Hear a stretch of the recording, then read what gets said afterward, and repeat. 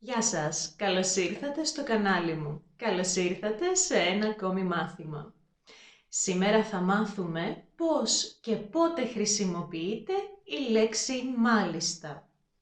Συνήθως, όταν προσπαθούμε να μεταφράσουμε αυτή τη λέξη στα αγγλικά, δυσκολευόμαστε γιατί έχει περισσότερες από μία σημασίες και επίσης επειδή χρησιμοποιείται σε πολλές περιπτώσεις. Πριν αρχίσουμε, μην ξεχάσετε να κάνετε ένα like σε αυτό το βίντεο και εγγραφή στο κανάλι μου για να μην χάσετε τα επόμενα μαθήματα. Είστε έτοιμοι? Ας αρχίσουμε! Η λέξη «μάλιστα» πολύ συχνά χρησιμοποιείται στη θέση της λέξης «ναι».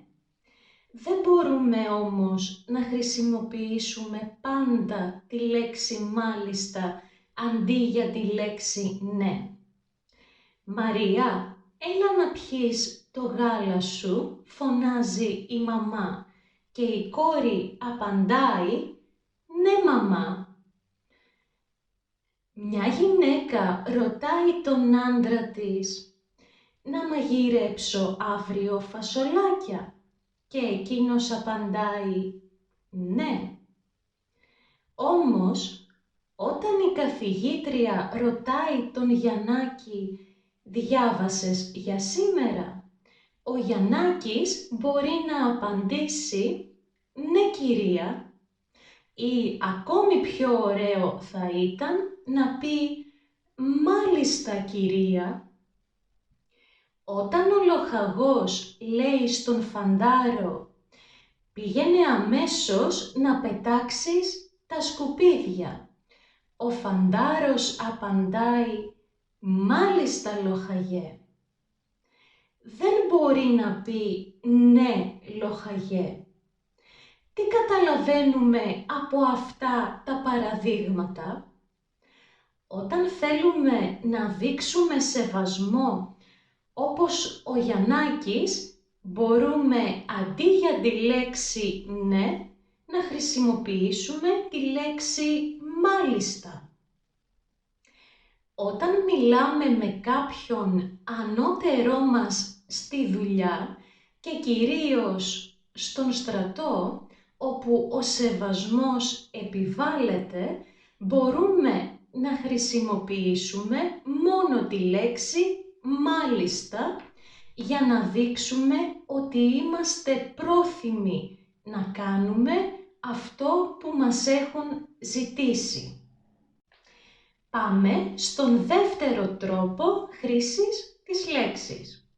Συχνά χρησιμοποιούμε τη λέξη «μάλιστα» μετά από τη λέξη «και» «μάλιστα». Η φράση αυτή σημαίνει «ιδιαίτερα», «προπάντων». Δεν θέλω να του μιλήσω και μάλιστα τώρα που ξέρω ότι μου έλεγε ψέματα.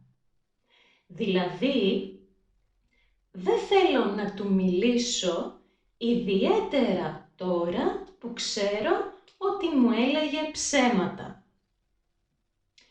Είναι πολύ αργά. Πού πας τέτοια ώρα και μάλιστα με αυτόν τον καιρό? Δηλαδή, είναι πολύ αργά. Πού πας αυτήν την προχωρημένη ώρα, ιδιαίτερα τώρα που ο καιρός δεν είναι καλός? Πολύ συχνά χρησιμοποιούμε τη λέξη «μάλιστα» αντί για τη λέξη «ναι» όταν μιλάμε στο τηλέφωνο. Η Δήμητρα τηλεφωνεί στον κύριο Παπαδόπουλο. «Ορίστε», λέει εκείνος όταν σηκώνει το τηλέφωνο. Η Δήμητρα τον ρωτάει «Ο κύριος Παπαδόπουλος?» και εκείνος απαντάει «μάλιστα». Φυσικά μπορεί να πει «ο ίδιος», όμως επιλέγοντας τη λέξη «μάλιστα» ακούγεται πιο ευγενικός αφού μιλάει σε κάποιον που δεν γνωρίζει.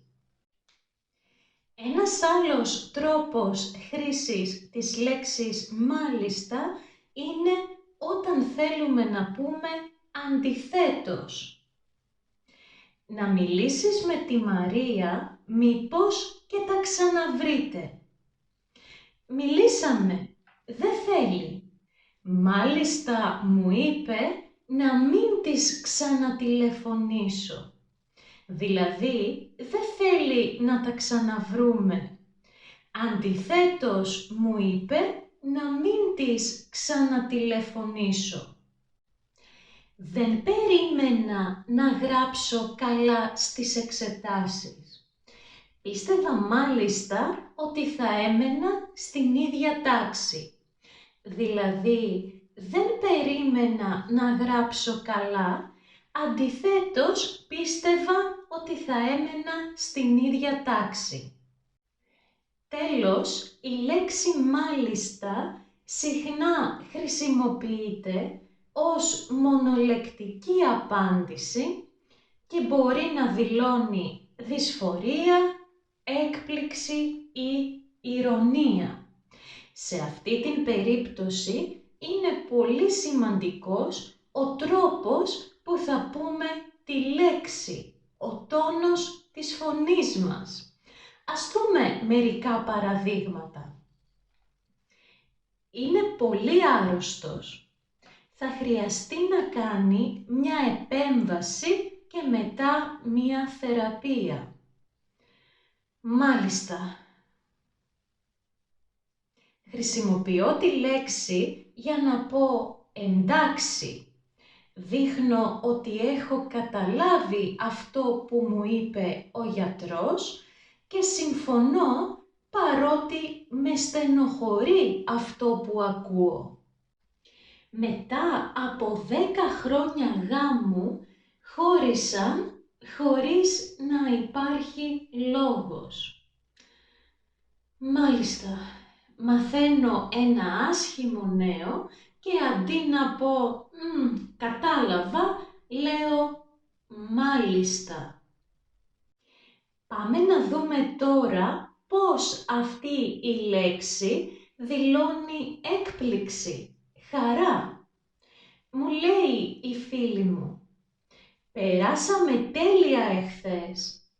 Πήγαμε σε ένα υπέροχο εστιατόριο και την ώρα που τρώγαμε μου έκανε πρόταση γάμου.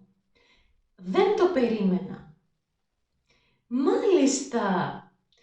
Τώρα νιώθω έκπληξη γιατί ούτε κι εγώ περίμενα ότι θα της έκανε πρόταση γάμου. Ο γιος μου έγραψε πολύ καλά στις εξετάσεις.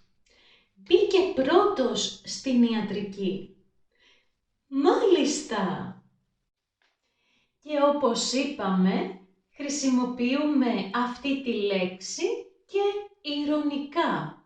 Μου λέει η Δήμητρα, θα σου έφερνα τα χρήματα που σου χρωστάω, αλλά τα ξέχασα στο σπίτι.